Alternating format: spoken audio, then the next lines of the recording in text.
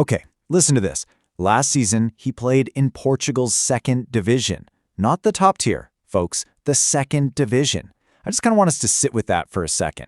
We are talking about a player grinding it out in the lower tiers of domestic football, yet this week, he walks out onto literally the absolute biggest stage in the world, stands toe-to-toe with the reigning European champions, and pulls off a performance that left the entire footballing world completely and utterly speechless.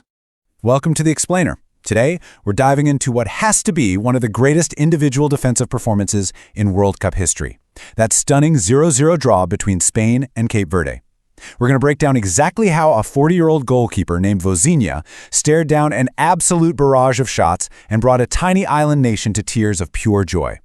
We'll look at the numbers, the tactics, and the sheer human willpower it takes to, well, stop the world. Section 1. The impossible matchup. To really grasp what went down on that pitch, you gotta understand just how incredibly lopsided this was on paper.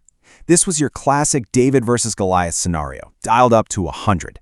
On one side, you have Spain, FIFA's #2 ranked team globally, sitting right behind Argentina.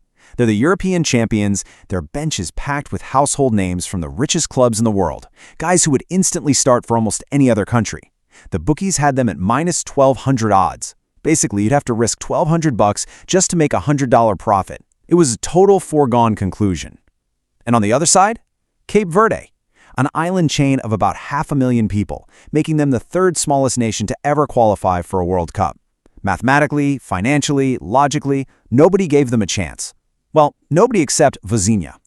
Section 2. A wall appears. So the whistle blows, and honestly, things start out exactly how every single algorithm predicted. Spain comes out absolutely flying. High press, highly technical, moving the ball with that scary precision they're known for.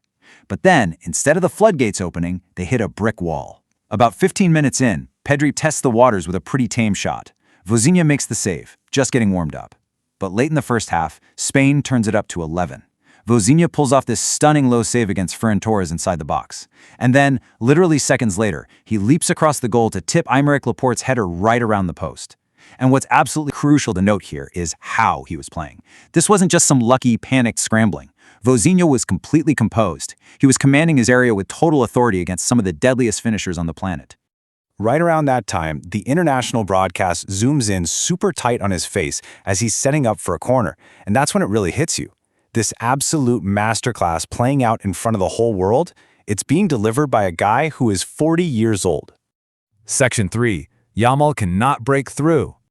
Heading into the second half, the vibe totally shifts. Spain's manager, Luis de la Fuente, had clearly seen enough. His squad is dominating, but it's still 0-0. You can feel the frustration creeping in.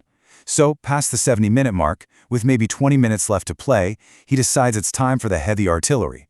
Enter Lamine Yamal, the teenage sensation, arguably the most dangerous player in the world right now. And he's not coming on alone. He's subbed on alongside Dani Olmo and Nico Williams. De la Fuente is literally throwing a squad worth hundreds of millions of euros at this Cape Verde defense, just begging for a breakthrough. The tension was completely off the charts. But here's the crazy part.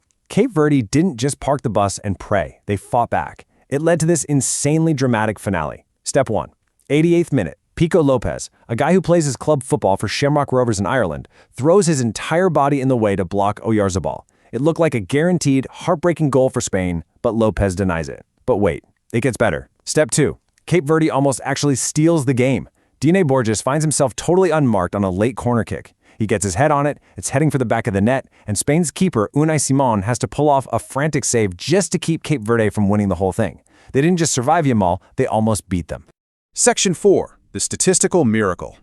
Now, feeling the emotion of the game is one thing, but when you reverse engineer this draw using the data, it borders on mathematically impossible. Spain fired off 27 total shots. Cape Verde had 6. Based on chance quality, Spain racked up an expected goals total of 2.29. The math says they should have easily walked away with at least 2 goals.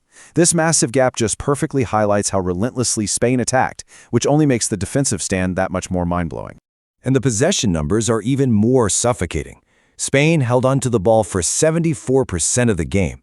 They completely starved Cape Verde, forcing them to hold a grueling, exhausting defensive shape for over 90 minutes. Do you know how hard it is to keep a clean sheet when you're just chasing shadows for 3/4 of the match? It's absurd. But the ultimate proof of Vozinha's brilliance is the save data. Spain put 7 shots directly on target. They racked up 11 corners to Cape Verde's 1. But look at those save numbers. Vozinha, 7. He stopped every single one of Spain's shots on goal. To put that into historical context, since 1966, the only goalkeeper aged 40 or older to make more saves in a single World Cup game is the absolute legend Pat Jennings, who made 10 saves for Northern Ireland against Brazil back in 1986. Vozinha just firmly etched his name right next to a giant of the game. And speaking of history, check out this wild piece of trivia. The record books were literally rewritten on consecutive days. Just the day before this match, Curaçao's Eloy Room became the oldest player to appear in a nation's debut World Cup game at 37 years and 182 days old. Barely 24 hours later, Vozinha totally shatters it, taking the pitch at 40 years and 12 days old, 2 World Cup records, back-to-back days, both by goalkeepers playing in their country's first ever World Cup match. You really can't script this stuff. Section 5. The meaning of this moment. So what's the big takeaway here? Beyond the crazy stats and the tactical chess match, there is this incredibly profound human element that we absolutely have to acknowledge. When that final whistle blew, Vozinha just collapsed onto the pitch in tears. He was completely overwhelmed. In his post-match interview, he said, "All of us, we are happy because we work a lot to be here. We deserve to be here." Just think about the weight of that. A guy from the Portuguese second division, representing a tiny island nation, staring down the European champions and a squad worth hundreds of millions, and proving without a shadow of a doubt that they belonged on that field. And you know, this performance shuts down a lot of noise. Leading up to this tournament, there was so much backlash about expanding the World Cup to 48 teams. People said it would water down the competition, that we'd just see unwatchable blowouts. But this match, it completely destroys that argument.